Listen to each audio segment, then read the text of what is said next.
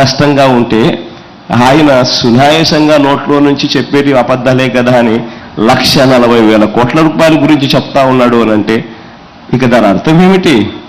అందరినీ మోసం చేసేదానికే కదా.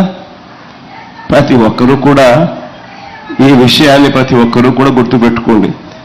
తర్వాత మళ్ళీ చంద్రబాబు నాయుడుకు పొరపాటున ఓటేస్తే మాత్రం పులి నోట్లో తలకాయ పెట్టినట్టే అన్నది ప్రతి ఒక్కరూ కూడా గుర్తుపెట్టుకోండి. ఈ విషయాలన్నీ చెప్పి ఇక మైక్లో మీరెవరైనా మాట్లాడాలనుకుంటే మీ దాకా మైకి పంపిస్తా. మీరేదైనా సలహాలు సూచనలు ఏదన్నా ఇస్తే కూడా తీసుకుంటాను. అవన్నీ కూడా రాబోయే రోజుల్లో ఇంకా మన ఎఫిషియన్సీని ఇంకా పెంచేదానికోసం ఇంకా ఉపయోగపడేట్టుగా అయితే ఖచ్చితంగా ఉపయోగపెట్టుకుంటానని కూడా తెలియజేస్తా ఉన్నా.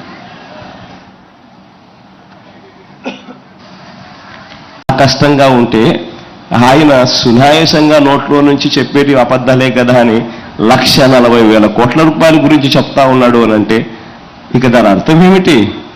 అందరినీ మోసం చేసేదానికే కదా. ప్రతి ఒక్కరూ కూడా ఈ విషయాన్ని గుర్తుపెట్టుకోండి. తర్వాత మళ్ళీ చంద్రబాబు నాయుడుకు పొరపాటున ఓటేస్తే మాత్రం పులి నోట్లో తలకాయ పెట్టినట్టే అన్నది ప్రతి ఒక్కరూ కూడా గుర్తుపెట్టుకోండి. ఈ విషయాలన్నీ చెప్పి ఇక మైక్లో మీరెవరైనా మాట్లాడాలనుకుంటే మీ దాకా మైకి పంపిస్తా. మీరేదైనా సలహాలు సూచనలు ఏదన్నా ఇస్తే కూడా తీసుకుంటాను.